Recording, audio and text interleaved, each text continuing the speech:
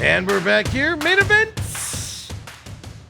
Mike was on. Now he's off. So we have to wait for him to rejoin there. He's going to join us here in just a few minutes. Second hour main event. I'm your humble host, Stephen McCollum. And, of course, 17-year NFL veteran, Dale Hellestrae, off here to my right as we wait for Coach Sheahan to come on. And, look, I wonder how many notes he's got on his Bears and how great they were and how he's going to oversell them here like all the good Bears fans do. Yeah, well, when they have success. When you're good every 20 years, you got to rise up from the ashes. I'm sorry, Kobe. Repeat that.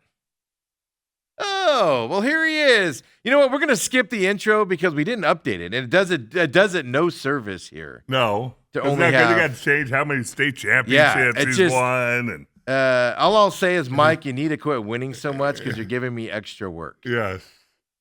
Sorry about that. I can't help it, though. I can't help it. Well, how are you guys today? And I'm on one of their little threads. They got many, and I said, take me out the one that goes every day. And they're already getting back to it. It's time. It's February. It's time to go start to defend. Yes, I was wanting to talk about the Bears, but we can go. Hold on. Well, no, we got to ask you what your team off season's like and all that. We got to. Hold on. Can we talk about Dale's shirt? Is that fuchsia and flowers? Is that what I sent you a text? I said, well, we saw it. We read it. And, you got to have a certain persona to be able to pull this look off, Mike. It probably look good in Kingman, That'd be wedding dress. Man, I am pasty. You can tell it's winter time. Yeah. I'm real pasty. Well, you're not outside as much. No, not at all. Not at all. It's too cold. It's nippy outside. So. Wow. Okay. Well, I saw a note saying you guys started lifting like in December. You guys were like, we're getting back at it right now. Yeah, I honestly I disappear. Like after the state championship game, we had our banquet that Monday. I literally left. The first time I seen the boys, really, we got them together this week. That's the first time I've seen them because they're tired of me. I'm tired of them. Like you don't want to you know what I mean? Like you don't want to burn each other out of each other, and I don't want them to play. But yeah, they wanted to get going. There's literally I would almost say half of them are going with trainers and doing stuff and doing extra work literally right now. It's pretty cool to watch, but they're doing it on their own, which is awesome, and that's what I prefer. That's what I prefer right now. Yeah, I mean, I've heard a couple other schools, man, where they're, some coaches have come out and said, oh, guys are in the weight room, and stuff to that effect. So people are getting ready. It isn't the like it was when I was in high school. You show up in April, May, you start getting ready. No. Well, and they allow us to practice year round now, so you're allowed to practice year round now, and which isn't necessarily healthy for coaches and healthy for the kids, but you're allowed to. Right. So I think we kind of get going is that where the 7-on-7s come in and stuff like that? Yeah. I want to throw one time a month. That's all I want to do. I want to go do a sevens, no practice. Make sure, obviously, your bodies are healthy by training, but no practice, no anything. Go throw, then go throw next month, but just lift in between. That's all. Do you threaten guys who are playing other sports if they're not out there, they'll never make the football team? No, see, that's a great question. I am the exact opposite. I'm go do track, go do I was trying to add lacrosse, but I didn't get it done quick enough. So I was trying to add lacrosse. I didn't want to be a coach. But I want these kids doing everything, going to play basketball, going to play baseball, going to do everything. Right. And I think we're not even doing this right now, but I think at SCA, that's one of the few places you really can. All these other big schools are no, you can only do this, this, and this. I'm dude, go play. Right. Go be a kid again. Yeah. So that's what I encourage. Lacrosse is a great crossover sport. Oh, I truly think I haven't seen any of the data, and I don't know if there is. I don't think there's a better, and it's not an off-season sport because if you love lacrosse, it's in-season sport. Right. I think for football, it is the best correlation to football that you could humanly possibly do at any time because you're understanding angles, having to move your body, and you're not putting the stress of banging your head against somebody, 90 times a game. I love it. I absolutely love it. That's great. That's great. So is there a statue yet at SCA for you? That's my big question. Is it being made right now? What's the situation on that? Stop. Far from it. I dude. drove Far down from Tatum it. the other day, and they're building something on top of the press box facing Tatum Road. It's like just Overlooking me, it. like, hold, like it looks like no, stop. There's none of that. It is seriously, man, it's just fun. We're, it's cool. There's a hoop coming this weekend. We're inducting the 1989 state championship game, and I get to help do that. So that's actually way cooler than doing something else. So we're doing that this Friday, which will be awesome. Great. Well, we might as well get into it. Yeah. I've only got a few minutes, and that's about all I can stand. Yeah. I was trying to stall as long as I could, Dale. You all of a sudden the Bears perk up and their head raises above the ground, and Well, I told everybody earlier, Mike, I'm sitting at a Desert Ridge varsity basketball game, last week and, last Thursday, and I looked down at my phone, and I just got a new phone, which none of my contacts crossed over, so I didn't know it was you. Yeah, I don't understand that. My wife's did that too. They all just disappeared. It's stupid. I had to re-input them all from the old phone. It was ridiculous. But I just happened to text me on the day. Nothing was in there, and all it says is like, I didn't get a chance to get on and brag about my Bears. And I went, I bet you this is Sheahan right here. But why did it take you a month to come and talk about? Why did it take you a month to hit up my phone? I figured when someone's right, you just reach back out to them and be like, hey, do you want to come back on and tell, can we talk about it? I didn't know if you want to apologize for your opinion. Okay. I didn't know. I'm going to bring that up. Could you call me out? My last text from you was one more and then we're done for a while. That was my last text from you for the last coaches show. So I'm not reaching out to somebody that's like, I don't want to hear from you again for months. I'm totally messing with you. It's just because the Bears stuff. I'm just glad for the first time in the last 15 years that I say the same stuff and I was finally right one time. I'm 1 for 15 as Dale. I'm the same thing every year for me. Well, talk about that. I mean, again, and what's fascinating to me is you hear about these 3-year rebuilding programs and 5 years and whatever, and yet in the NFL, you can do it in 1 year. I mean, but you've seen it in New England. You saw it in Chicago. Just talk about this new coach and breathing fresh air into that franchise and what's going to happen next year in your mind. I love it. Well, obviously they fixed O-line and Joe Thuney, bringing Joe Thuney in, that dude he's been on 4 Super Bowls. 4 Super Bowls. Yeah. So he's just a guy. They moved him from center to guard to left tackle. Yeah. Unreal so guard to left tackle. He played left tackle in that game. Adding the O-line, you can tell how important O-line is. Once you add that, Caleb was sacked the most, I think, ever in the history of NFL. The year prior, you add an interior offensive lineman. Darnell Wright is not in his rookie year, and you got a decent left tackle, and the world changes. Yeah. The world changes. Obviously, Caleb grew up a little bit. There were some growing pains at the beginning of the season, but I love Ben Johnson. I like Ben Johnson's style because I feel like I don't emulate him because I was before him, you know what I mean? But I don't emulate him. But I love his energy. I love that he does cheesy stuff and gets the guys to buy into it. If you guys heard that good, better, best thing that he does, I don't know if you guys heard that. Yeah, so he does. It's good, better, best. Never let it rest. If you're good until your good is better, your better is best. This old saying, right? Okay. He brought that to the Bears, and they did an interview with with Bird and Brisker and somebody else, and they were talking about how the first time they heard it, they're like, "I'm not doing this. This is the cheesiest thing I've ever heard." They chant it, right? And he's like, we thought it was so cool that Ben was so I don't know if they called him corny or what it was. He was so confident in his corniness, it became just this cool thing that's a tagline for the Bears now, and I just love I think having that young guy with the energy and, ripping his shirt off, and it's just a different mentality. It's not the Belichick coaches anymore, even though we can talk about that. But I feel I think these new guys want some energy and want, it's the loud music. It's the fun. It's obviously a good leader, but a great atmosphere too is huge, especially in the NFL. Right. I think it'd be awesome to play for that guy. Now hold on. Before you go any further, Please tell me that your boys had not ever been subjected to you tearing your shirt off. I did. You know what? As soon as I said that, I'm like, dude, there's gonna be something that comes out of that. But no, they have not, dude. They don't want to be embarrassed because they don't hit the weight room enough, so I just leave it on. But I think Poles did a good job with drafting. I think they had the highest rated rookie class with Burden, Manungai. Colson Loveland was the number one rated rookie this year overall by PFT or whatever it is. I think they just did a heck of a job in the draft and getting some guys. And I know culture is the most overused word in football, but I think they have a great culture there, and it makes a huge difference. Well, since you're on here, and Dale's got to take off here in a minute, but Cleveland Browns have found their head coach before the Arizona Cardinals. Former Ravens offensive coordinator Todd Monken. That's an interesting one. Considering the Ravens wanted him fired, he pissed off Lamar Jackson. He's according to Adam Schefter, the Browns are hiring him as their new head coach going forward. He wrote a good essay. Breaking news. Yeah, he wrote a good essay. Yeah.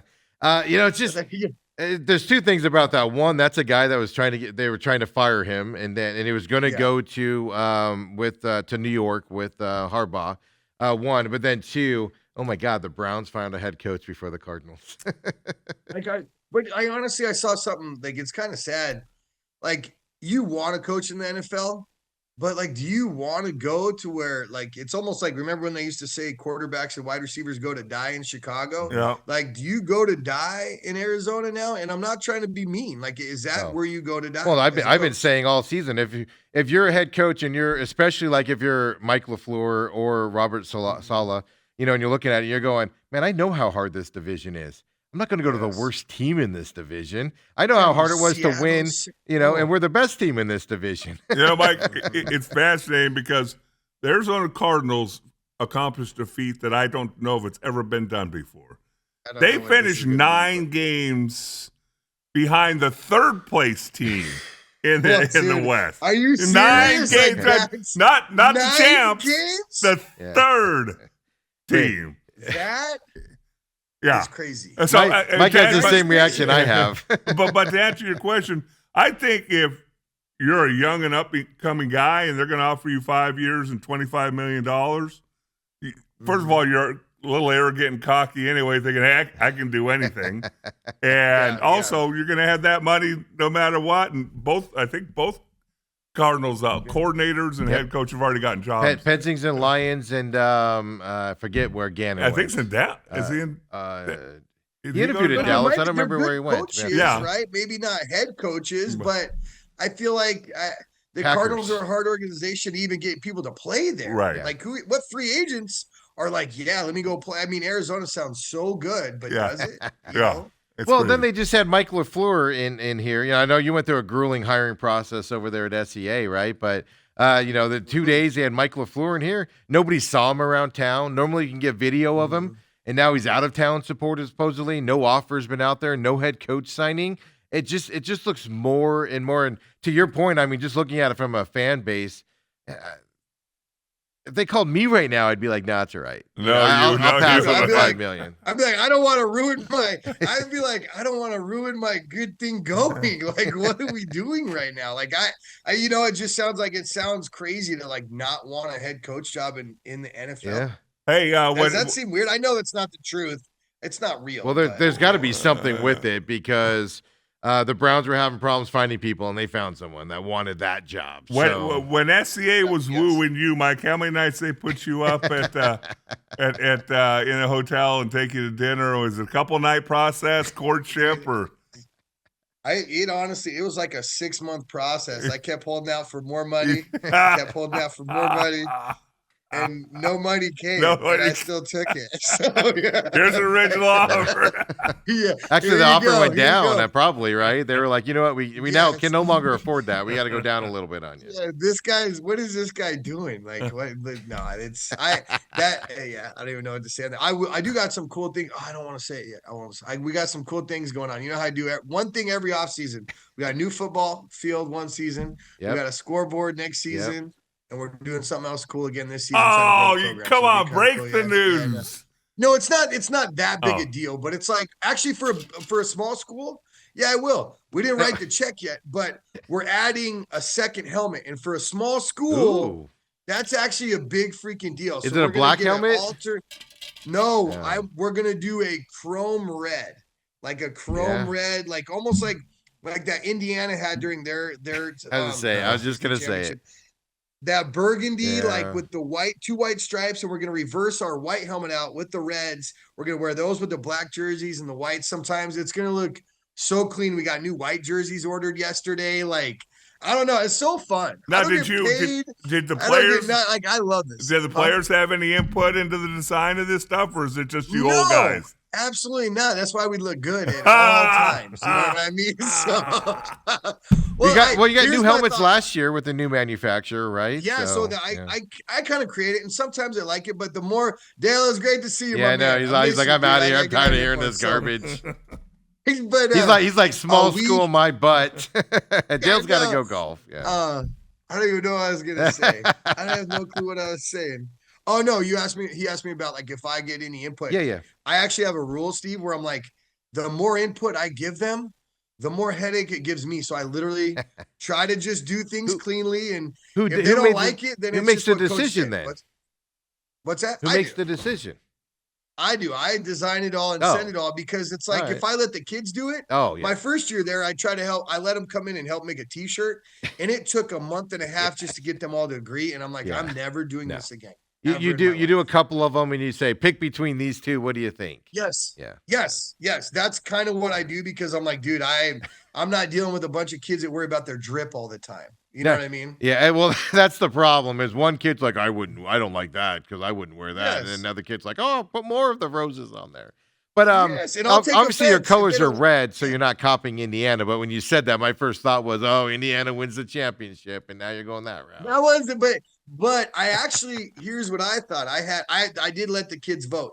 You know what made me do it is when I saw the Thursday night game with the Texans when they had those chrome ones. Yeah. They had like a shiny Yeah. chrome, and then I saw Indiana's, and I'm like, I let the kids decide between that. So they went. Are they so going to be there's one able thing to? They're only going to be able to wear them like during games. You're not going to let them wear it any other time because I'm imagine that's not Yeah. easy to fix, right? No, I think just obviously like maybe week of practice because you want to always fit the helmet well, Yeah.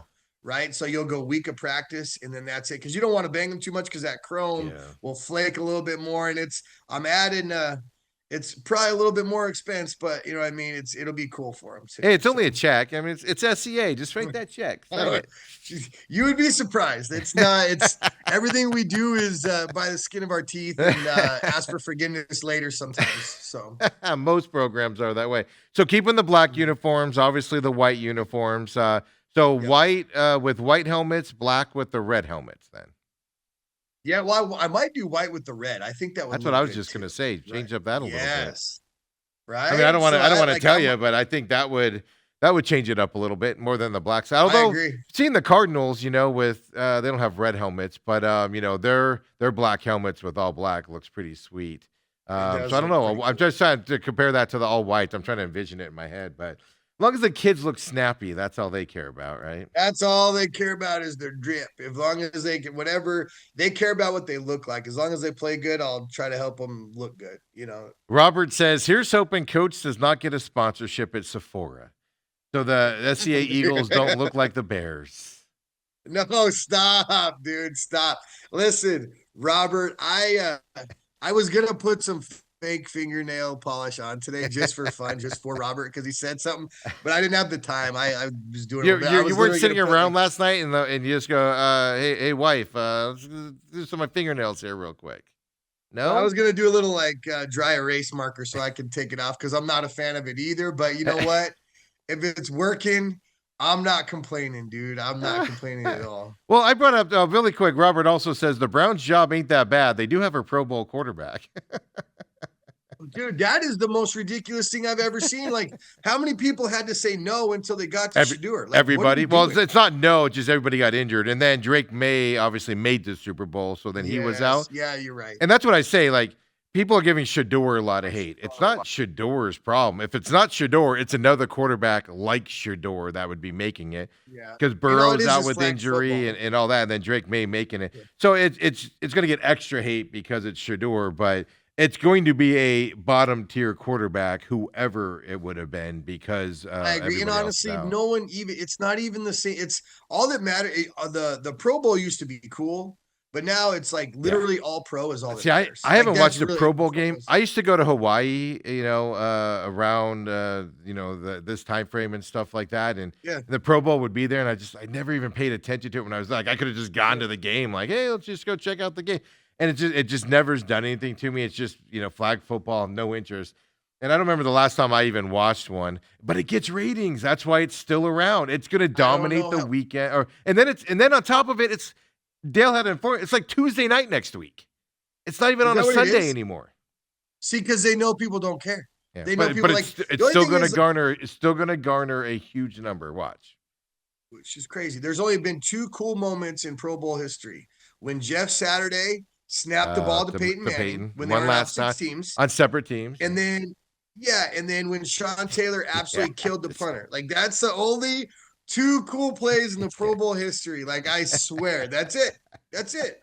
That's all. That's the only thing that's ever been cool. I used to enjoy the skills stuff they do, because it is kind of cool, like, to watch the quarterbacks throw it, the moving targets and things, because you don't really, it's easy to sit there on a Sunday and be like, what an idiot, he missed that wide open receiver as he's getting pummeled, and knocked down and avoiding 3 guys that are 400 pounds running towards him. It's easy to do that, but then you sit there and watch their accuracy, and stuff to that effect. The guys running the cones and receivers.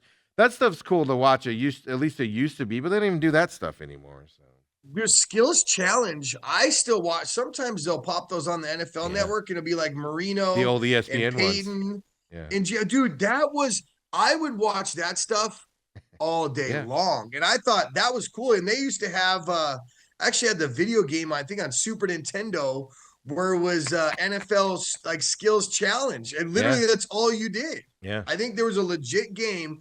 I thought that was super cool. No, I don't remember what it was on, but I remember it. Yeah. Yes, they had that. They had that ball that had the paint on the end of it, so you could see where it hits the target and everything. They hit the chalk wherever the chalk would hit it, and then they'd have the guys grab the golf carts with the exactly the things behind it, and like, dude, and then they had like they had some relay races, and they did some really cool stuff. Yeah, the receivers had to run, jump, and do that type of stuff to catch balls. That's the stuff you like, and they even got rid of all that garbage and everything. But it's going to command a number. But now it's on Tuesday night. Like, what? I get there's not a lot going on, but geez, what in the world's happening? But that's why he gets on there. I mean, are you just mad that not enough NFC guys went out, that Caleb could be voted in, or what? No, I think Caleb should have maybe been there. I will say one thing. Listen, I know the fingernail polish and all that stuff. I wasn't truly sold on Caleb before this year either. I think like a lot of people, and I know you maybe are still not. Well, we're gonna talk about that. That's why I bring him up. Yeah, okay. Yeah.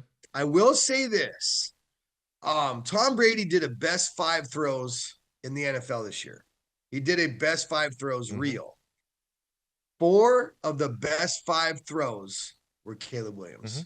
And no doubt. And I think if he gets his completion percentage a little bit better and kind of hones that in, dude, that guy is he has so much talent. It's unreal. It just depends on if it's going to be developed or if it's going to be like some of these super talented guys that never panned out. But by the looks of this year with Ben Johnson and all that stuff, I think he respects his head coach so much. He's going to listen and start to learn. You phrased it better than I did. Here's my problem with Caleb Williams. You're right. I mean, he will make an unbelievable throw where you're rolling backwards 20 yards and throwing it off of his back foot, going backwards with 4 guys chasing him, connecting with his receiver in the end zone to force overtime. Fantastic. Yep. But also, we sat there and watched him against the Packers, and it was 3.5 quarters of just garbage offensive football by him. And then he wakes up, and then just out of nowhere, he starts twirling the ball over his head, and it's 40 yards down the field, and you're just like, where's that been the whole game? That's what frustrates me. I even got to the point where I was like, Caleb's kind of like my Kyler Murray. And what I mean by that is spectacular. Every once in a while, you're like, woohoo, woohoo, wow. And then most of the game, you're like, what in the world is he doing out there? But Kyler was always just with his legs, not with his arm. Yeah. right? Yeah. Always, in my opinion, right? Maybe I'm wrong with that. So I think I will forever now be a Caleb defender. And I think, and this is you can clip this for later on in life or whatever you do. When he gets cut next year, yeah, I will. Yeah. I think Caleb is gonna be at the end of his career. Wow. A top 10 quarterback all time. He's gonna say that. Yeah. I like top 10. I think if honed in correctly, if he can, Mike, get this. Mike, if I can make the NFL and get honed in correctly, I can be a top 10 quarterback in the league too. Oh, stop it. It's just not going to happen. Stop it. But I think the amount of talent that kid has in his pinky is unreal. No, and you can see it. Nails. But I also, I mean, we have recent history of what I'm talking about, and this is kind of where it comes up. Watching Ben Johnson's reaction in that Packers game where he was just sucking for that 3.5 quarters. And Ben Johnson just holding his head down, and just being frustrated that he's missing open throws and can't find the open guys. So we have recent history of this. San Francisco, had Jimmy G, right? And they go to the Super Bowl. Yeah. And he misses a wide open Emmanuel Sanders in the end zone. That would have won the game for them if he would have won the game. Yes. And Shanahan in that moment went, he can't run my offense. And changed off of him. Super Bowl quarterback. Got him to the Super Bowl, and he went, we're going to go Trey Lance moving forward. Now, that was obviously a stupid move, and they lucked into Brock Purdy. But, I mean, there is precedence of this happening.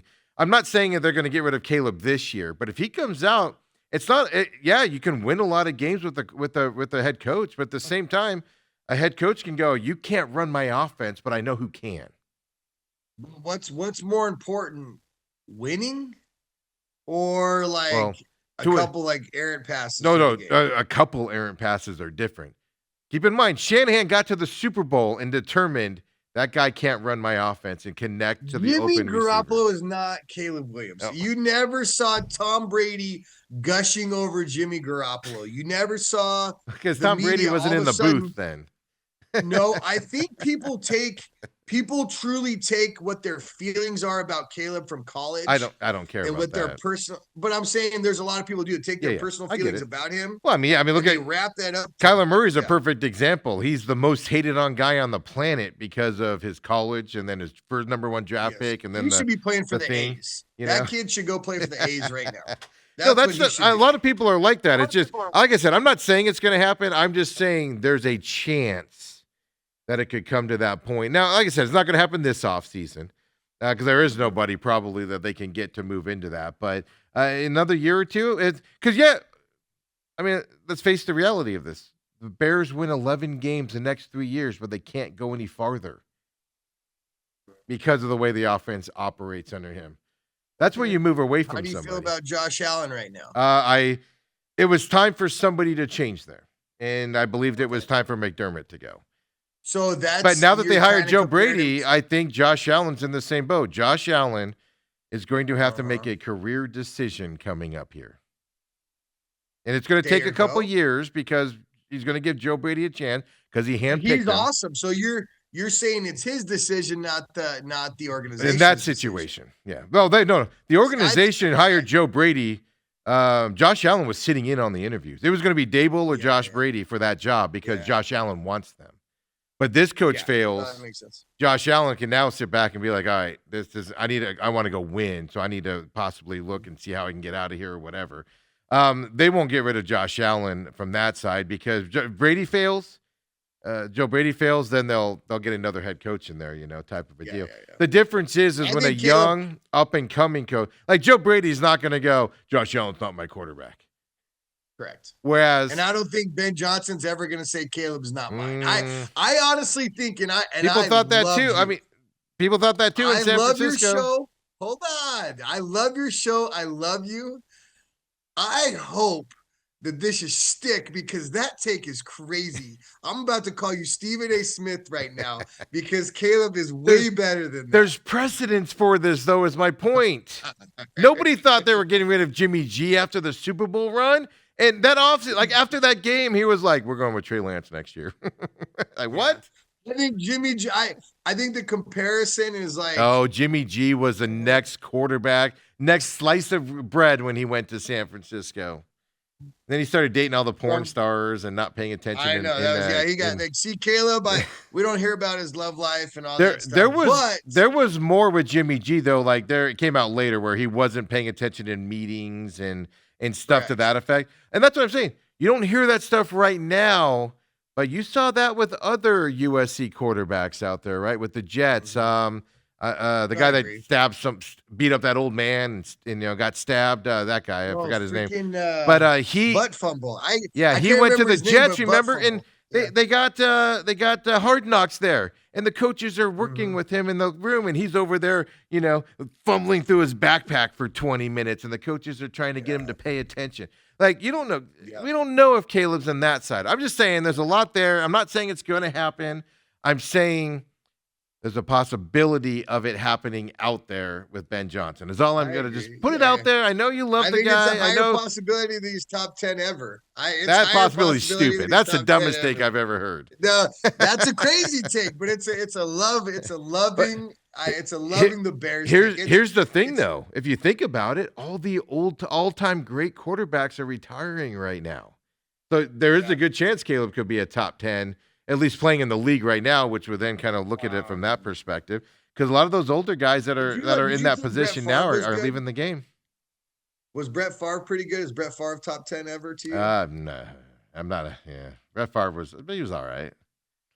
He was all right. Only one Super Bowl win.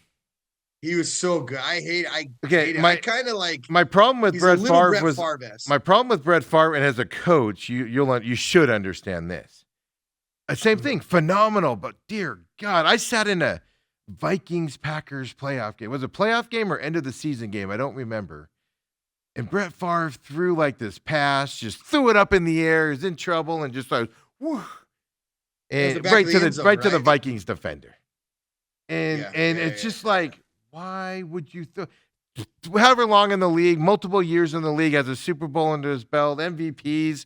And he's still out there just throwing the ball right directly to the guy and costing his team a chance and stuff to that. And it's just like, what are you? That's what drove you nuts about Brett Favre. And if you had a quarterback that did that, we'll put this up, right? Because you're needing a new quarterback this year. I'll just throw it out there. If your quarterback's just out there willy-nilly throwing the ball away, he's a gunslinger. Yes. It would drive you batty. It would 100%. Like, depending on how good he was or what else he does, that would drive me nuts. Yes. Well, that's the problem. Would drive me nuts. Brett Favre, you put up with it because same thing with Aaron Rodgers. You put up with Aaron Rodgers not getting you over that hump because of how good you weren't going to get a better quarterback than Aaron Rodgers. So you have to put up with those mistakes and stuff like that, So the errant throws, and I think Caleb's not at that level. Is my point. No, DJ Moore freaking killed us on that play. Did you say that last play? DJ Moore is a problem in that locker room. I've said he quit on the team last year, running up and down the field, stopped running routes and everything, stopped running a route in this game for that interception. Dude, DJ Moore's an issue. Run that Caleb threw it to the perfect spot. I know. And the dude was literally jogging. It's like, dude, you catch that ball, they kick, it's over, and you're in the next round, and you don't know what's happening. No, DJ Moore, for some reason, I don't know if it's brain farts or I don't know what it is out there on the field, lack of concentration. He starts thinking about dinner. I don't know what it is. But he's had multiple years of that there. Now, you could argue, well, years past, he wasn't catching the ball because they weren't throwing it to him, and stuff to that effect. But it happened this year, too, and it's kind of I mean, Bears are on an upswing, and they're in a division that, quite frankly, is going backwards for everybody else. And they need some defense. So they need to trade. They need to they need to dump DJ because of his salary, because they're going to have to save that. And they need to go get Max Crosby. Max Crosby loves Ben Johnson. Like literally, I don't know what it is about him, but he loves him. If they go get Ben, Max, I know people in Vegas and stuff like that, and he has a lot of power in Vegas land. Crosby does, and then he's got a couple businesses that are working with Tom Brady there in Las Vegas, is what the rumors are out there. So like they're actual business partners, let alone football side of things like that. So it's personal to him there. It's not like he can just leave and then be like, he's got to have to that's leave and true. then have the businesses with Tom Brady still flurry. And it's like, Yeah, that's true. The more I see him just talk about Ben Johnson, I don't know why he actually does. I don't know if you've seen it. no. He talks about Ben Johnson so much. I'm like, dude, like, But can we get this? But guy he over? talked really big about the guy that was there at Arizona State. Pete Carroll? No. He talked really good about him too. And then a year later, he was like, "Let's Herm? get this." Are you talking about Herm? No. Herm He's like, or "Let's no? get that guy over there." The guy that, the coach for Herm that got ASU in all the trouble. I'm completely forgetting his name. Oh, Antonio. Antonio. Not Gates. Yes, that guy. Max Crosby talked really glowingly about him also. Okay. Yes. Antonio. What is it? Antonio Pierce. What is it? Antonio Pierce. Yes. So I'm just saying, take his conversations about coaches with a grain of salt. Oh, stop. There you go. I mean, hey, that's a good point. I can't even argue that back because Pierce was a knucklehead. He's a knucklehead, but. Hey, since we're talking football here and everything, you got us up there. Well, let me ask you this, going back to high school here. Obviously, 7-on-7s is a big deal. Do you encourage your guys to go to some of these outside? Now, you guys do 7-on-7s as a high school, but do you encourage your guys to go sign up for these outside 7-on-7 tournaments, like the big fight that happened down, by my house at that place? Not. Absolutely not. Now, if my kids want to go play in it, I will. I'm never gonna tell them they can't. Like, that's not my place, right? Yeah. It's zero my place. But I do not encourage it. If they ask me if they should, I'm never like, yeah, go play. Now, listen, to preface this, there's a couple really, really, really good, well-run sevens clubs. They're not all like bad. A couple really good dudes have a couple really good clubs, and then there's the rest. Yeah. And I do feel like it's like an 80-20 rule. I think it's 20% really, really, really good, doing the right thing, great culture. And then there's 80%. Yeah. And it is wearing crowns, wearing jerseys backwards, wearing face masks, sitting in freaking thrones and getting $500 sunglasses that the team's decked out in. Yes. And it's like, dude, it's like the exact opposite. And I feel bad for a lot of these coaches that they're never going to tell them no. Like, I'm never going to tell them no. But when those kids come back to you, you got to get them to unlearn stuff and quit acting like that. And that's eventually, yeah. Well, some of the school, like I know Red Mountain. I know a couple kids on that team. Their coach, not their head coach, but some of their coaches do 7-on-7 teams, and they join that time. But they're with the Red Mountain coaches while they're going through that process and everything. Yes. Because that's my question is, you have to unlearn stuff from these guys because it's a different game, first of all. But then second of all, you can get a little sideways there with some of those coaches, right? It is, and I think the kids. A lot of kids enjoy that, whatever that is, like that, like it's flashier.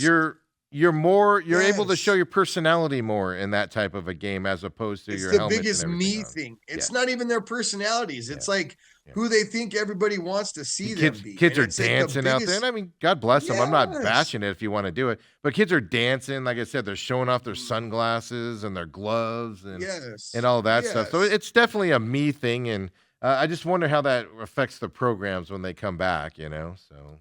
There's got to be some, you got to unlearn it, or there's a lot of kids that maybe they're around it and they hate it and it makes them feel differently and kind of go the opposite, which I would hope it would do, right? If a kid's going to mature, but I don't encourage it at all. I like only doing our team, playing other schools. I don't want to go play some club team because the club team will probably they might blow you out of the water, which is great. That's all they do, right? Yeah. But they're also stacked for that kind of thing. And they've been playing together for 10 years.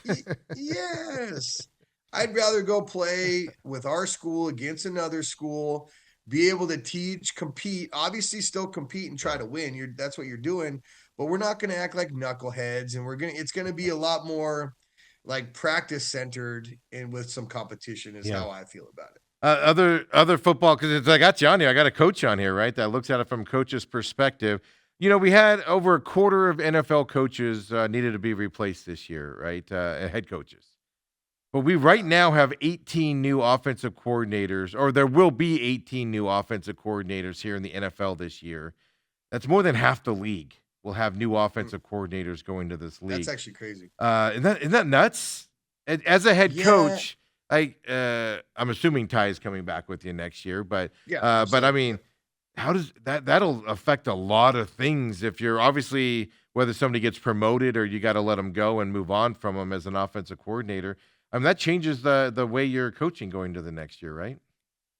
Yeah, I actually like because you're always got to be getting used to a new personality, unless it's like one of your best friends you've coached with in the past. It's like you're always restarting, and that's honestly I like the thing I don't like about the NFL, and I think probably why I think the Steelers eventually had to take that. And I know Tomlin said he stepped down, but there's probably a mutual thing.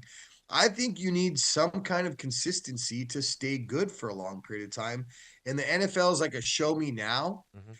The NFL's probably got rid of so many good coaches, so many good coordinators, just because like a year of bad when it could have been the culture of the team, the players, like bad, like a couple bad things happen throughout the year, some injuries. I feel like they never let any consistency happen. Yeah. And I feel like that's going to be the Well, I hardest thing in mean, the NFL. How do you get the good? Ravens and Steelers did. The Bills did. Bills were 9 years. The Ravens and Steelers Mhm. were 18.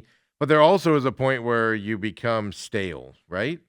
I agree. There's a point, right? So it's like Yeah. it is hard. Like Tomlin probably should have been like 3 years That, ago, that's in what my I thought. I was opinion. I saying three love, years I, ago lo- that they didn't move. And I love Harbaugh was Tomlin. actually I 5 years love ago for me, but yeah.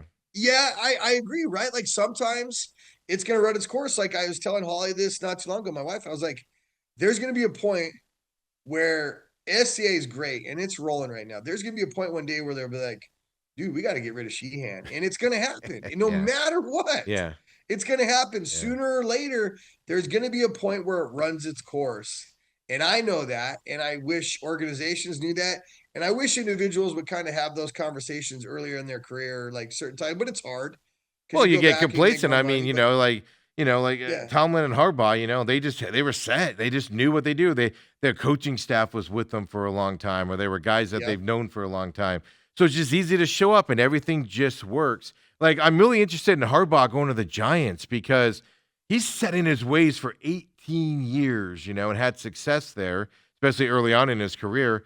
Now he's going to the Giants, and it's not going to be the same. His offensive coordinator's going to the Browns, right, and stuff to that effect. Mhm. It's going to be interesting to see that if he wants to do it, if I'll phrase it that way. Jimmy Johnson, I talk about a lot. Leaves Dallas, winning record, Miami, Dallas, Yeah, sucks. Was it sucks in Miami or something? Miami. Would rather Yeah. finds out he'd rather be on a boat fishing than coaching in Yes, football which is because everything just changed and rebuilding that side of it and stuff like that. So it is interesting, but I think I would be shocked, and I think this was Jonathan Gannon's problem. And from a coaching perspective, I'd like yours. He just stuck to his young guys that didn't. Petzing could be a good coordinator. Rollins could be a coordinator, but they needed help Yep. this year, and he refused to get him the help and do what was necessary and stuck by them and stuff to that effect. So that's going to be the hardest thing in the world is new coordinators that you have to get to know, work with Yes. your style of football you want to do. Like Petzing in Detroit is super interesting to me. Completely Yeah, that's different going to be an personalities. interesting one. Yes. Mike McDaniel in Chargers land with John Harbaugh is fascinating to me. That is like the odd couple. Yes. That is the odd couple. And you know what? It just might be so odd it works. Like for real. Like it might be like it's gonna be, but I know McDaniel likes to run the ball though. Yeah, So oh yeah. and No, obviously the Harbaugh does too. philosophies are right, but you know this. You can have somebody that is your philosophy down to a T, but then you're like, what's wrong with you as a person? I know, yes, dude. You're like, I don't like this guy. Yeah, I Like, don't want you that's around what's me hard. anymore. Like the meshing Yeah, is gotta be hard. And especially if you're kind of like sometimes those head coaches, they don't have as much say as they want to, is actually who's hired. And it's gotta yeah. be real tough. Well, At the high especially when school you don't level. have a say, right? It's got to be Yes. tough. But this is Harbaugh hand. But I saw Mike's McDaniel's press conference yesterday, and I was just sitting there watching it, going, and it wasn't very long, and I was just sitting there going, man, Harbaugh, that's just no nonsense, just here's what we're gonna do, whatever. And then McDaniel's like, yeah, I don't do opening statements. Who's got something for me? What do we got here? And I'm like, wow, I know. this is So, gonna be but great. that's good. It could be like it's that mix. Like Ty and I are very different. Yeah. Right. So it actually works. Well, actually, Ty's Kyle's really suit- reserved and everything compared to you. I actually Yes. watched that dynamic on the sideline You're more like your defensive Mhm. coordinator, Paul Clark and everything. Yes. And Ty's just like, do this, do that. And then the offense comes off the field. He walks over slowly and talks to him. And you're all, ah! It is Exactly. interesting. That's what I'm saying. It's perfect. Hey, it works well, and we get the best part is we can be different, but we get along really well. Yeah. So we just did we did something yesterday with like a scheme podcast that they wanted to know like our run game scheme and our pass game scheme. So it was really good. So Ty was very like to the point, and I'm like, oh yeah, theoretically, like it's so different. It's him, he's black and white. I'm theoretical. Like it's a good mix. It's a good mix. It was nice because we talked about getting Paul and Ty on here with you. We got to do it. Yeah, and Yes. you're going on this other one instead. I see how it is. Oh no, that was a scheme one though. No, Yeah. that was literally it's a cut up film of like how we run our power. It's Yeah. totally different than this. It's like it was like it's just for coaches. Yeah, no, I'm giving you a hard time Oh, like I I know. always do. But yeah, no, we got to get that done, and it'd be easier to do in person, I think, because then it will flow a little I bit think so, better. too. So I know Ty's work schedule is a little different than everybody else's and stuff, but No, he's got a new gig. It's Oh. awesome. He got Yeah. a new gig. So he's in mortgages instead Ooh. of like everything else. So he works day job now. It's perfect. as I say, he's up with the rest of us as opposed to Yes, being a he's not. night We don't guy, have to right? like get practice done early. Yeah, I mean, So, we could do yes, it. Like I said, we could do it early evening or something to that effect too. So it's not That'd be awesome. it's not a problem. We got to We work on will that. do But it. I will plan it. I'll text both those knuckleheads and we'll get it done. yeah, we'll get a date Yeah. here coming up because that'll be fun to do as well. And then we can get into a little bit of the X's and O's a little bit on just philosophies because I do. It is also interests me on the difference in philosophies of your coordinators, which just kind of cracks me up a little bit, getting to know the coaching side because offensive and defensive guys can have some disagreements out there. Yes. And who's doing what wrong? And it's I have disagreements with both, but they get along pretty well. So Ty and Paul. It's like, So can I- you run the so- ball and give us a break? For you guys, it's Yeah, different though yeah, because you have guys that go both sides, So Yeah, it's way different. But last thing we I'm ran going the to ball say to you 62% is, of as play. nobody told me to do this. This is on my own, just so you know. Okay. Queen Creek High School has an opening. I'm just going to say, man, it's a beautiful school down there. Their coach I of am- 16 years just retired. I know he you know what's funny is we were playing them at Notre Dame and we beat them in overtime. Yeah. And he said something to one of our players. So I said something to him. And then both coaching staffs just got into it in the middle of the field. It was on Friday Night Fever. It was the video on Friday Night Fever for a long time. It was Queen Creek and Notre Dame's coaches Yeah. just mixing it up. Nobody threw any punches, but he's like Yeah. what's his name? Sherman? What is it, Sherman. Yeah. He's look, Yeah, I don't know how else to phrase it. I'll just say he doesn't back down. Let's just put it that way. He is a No, he and can be neither do aggressive. we. It was like Yeah. Steve Bush, Jeff White, me. Like we got all these like ex-NFL guys. He said something to one of our players because one of our players Yeah. was a mouthy kid, Yeah. but he said something to that. I said something to him.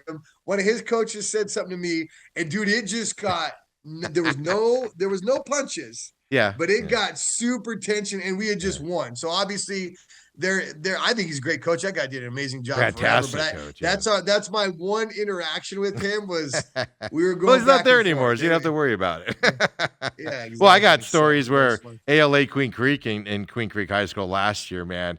ALA bet. Queen Creek just dominated that game, and there was some stuff being said on the sideline for coaches and all that. You gotta love a little passion, and I'm not gonna.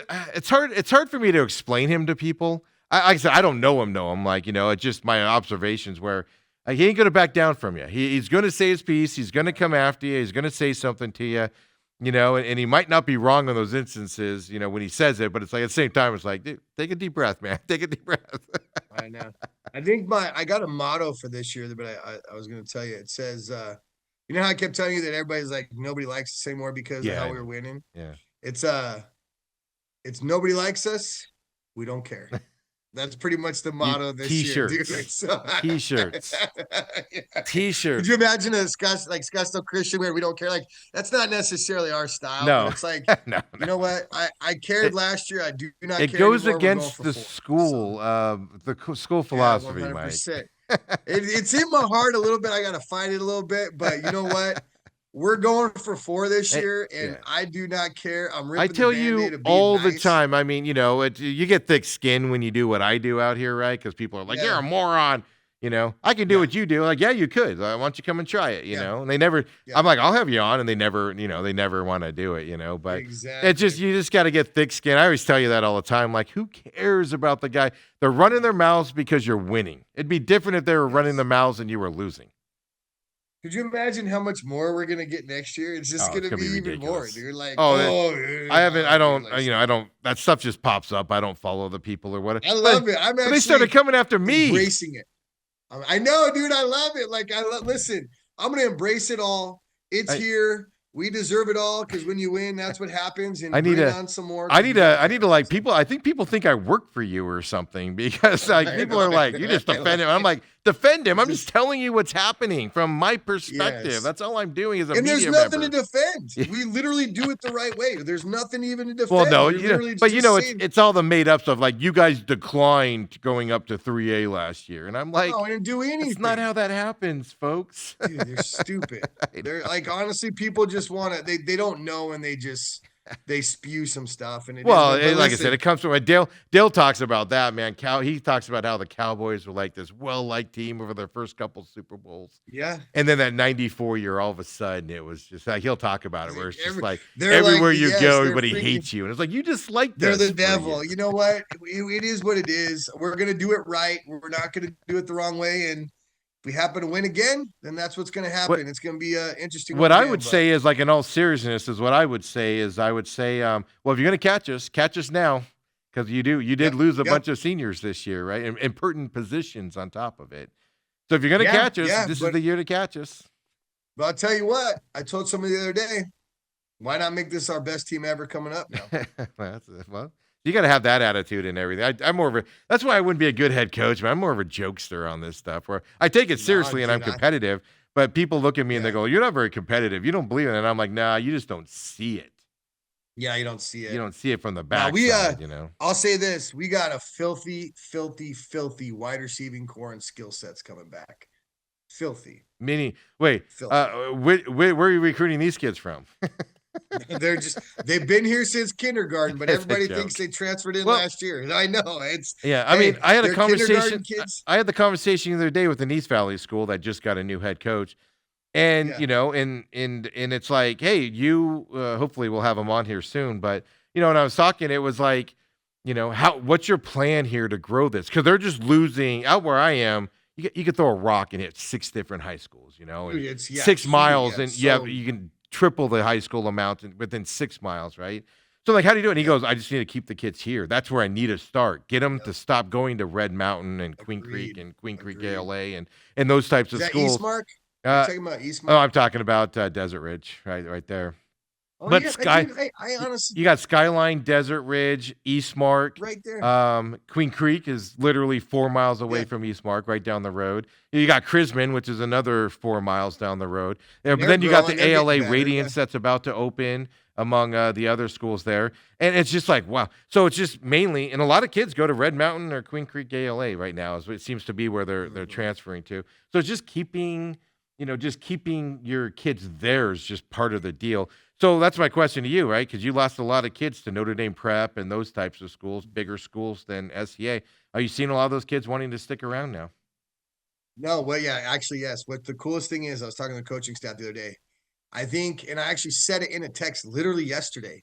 I think this is in the first time in like the last 40 years of SCA football that people, they're not just chasing Brophy, chasing Notre Yeah. Dame, chasing Pinnacle, they're staying. And it gives me chills because we're doing it the right way and they don't feel like they need to go chase something somewhere else.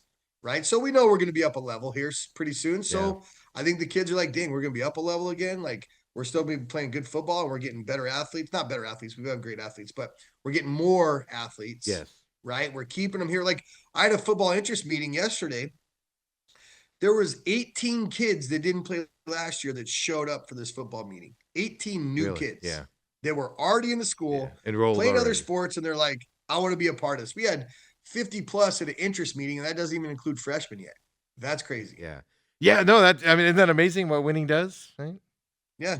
It's Well, crazy. that's the part. The hard part's going to be if you don't win a championship this year. All the kids that are like, I don't want to be part of this garbage. No, it's fire Sheahan, dude. It's fire Sheahan. The expectations are a little too high. Like literally, they're a little too high. But Well, we're gonna we try talked again. about that. I think we talked about it on air here. I don't think I put anything out Yeah. there, but I noticed that as well. That parents are like getting a little bored this year during games, whereas last year they were fired up, and this year they're like filing their nails and. I know. No, dude, that's what we got to renew. My word for the year is renew. Like we got to renew this and keep it going and keep lighting this fire. So we'll see how it goes. Right. Last thing I got, because I kept you longer just because I want to talk football with you and everything, but. Yeah. Your girls flag football team, state champs this year and everything. I know you support them immensely and everything on that side. I mean, just talk about that program as well, since I have you on there. I know you support them. I mean, we could go basketball and everything else, but since you're the football guy and you supported them immensely with their championship, what's it looking forward for them going forward into next year? Dude, first of all, I feel like they got three of the best coaches in the entire state. They got Fisher, Bynum, and Bottoms. Those are their coaches. All amazing dudes, all care a lot, all do a good job with coaching girls, which I think would be very difficult. They do a good job of getting a lot out of them, pushing them in certain ways. But honestly, like they return, I think they're only going to lose 3 seniors. Oh, really? Yeah. Maybe a couple more, maybe a couple more, but they return just some absolute stud. Nola Bynum. They got Reader, the quarterback. Dude, they return so many, and the Badleys. So honestly, like I could go out, like I know, like I love that team. I love watching them. I love the passion that the girls have. Like they're wanting to work right now. Like they're lit. Like the girls are starting to lift for flag football right now and starting to work on some stuff and still practice.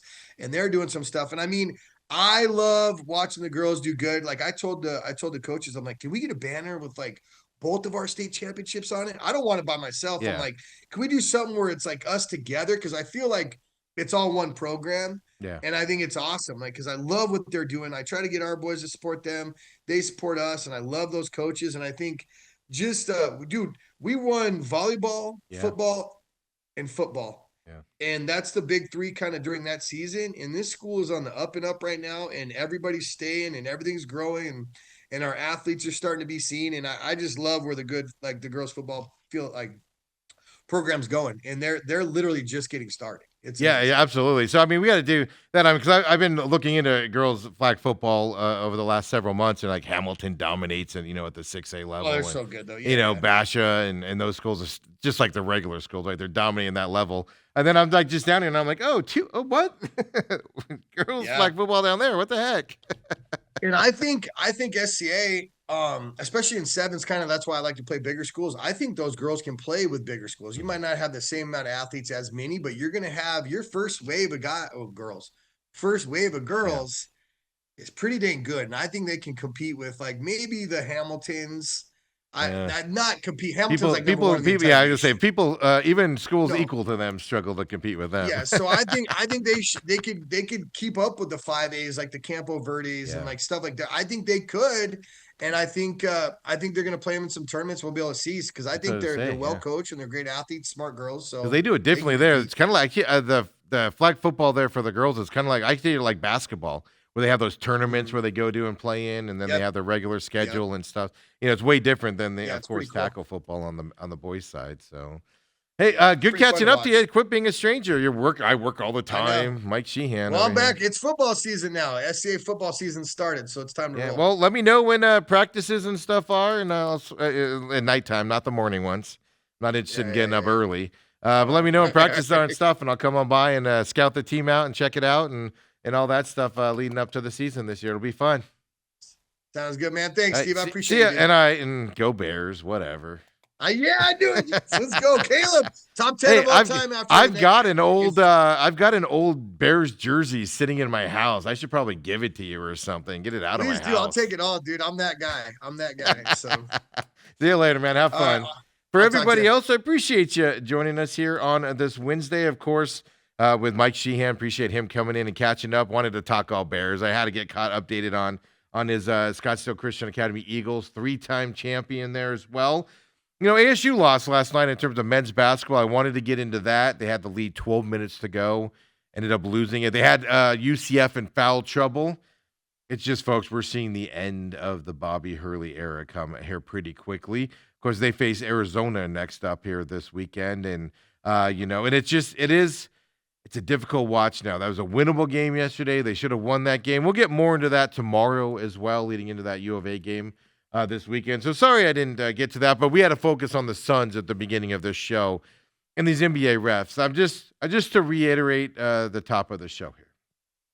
And it's interesting enough, I'm not the only one that feels this way. That, like I said, I consider myself a casual NBA thing here. As this will be my last thought left to you guys as we go through this. I consider myself a casual NBA guy, and what I mean is I watch more than most people. But I'm not, like I said, I don't break down X's and O's, rotations. I don't get into those depths like I do with football and things to that effect. And in my opinion, the NBA refs are ruining the sport. They've poisoned the sport of the NBA basketball with these constant flagrant foul look-ats, hostile act look-ats. To me, a hostile act is if you take a swing at somebody, you constantly jaw with them and cause disruptions in the game. Boop, flagrant foul, technical, whatever, from that side. We're seeing a lot of these refs throw technicals if somebody's just talking to them.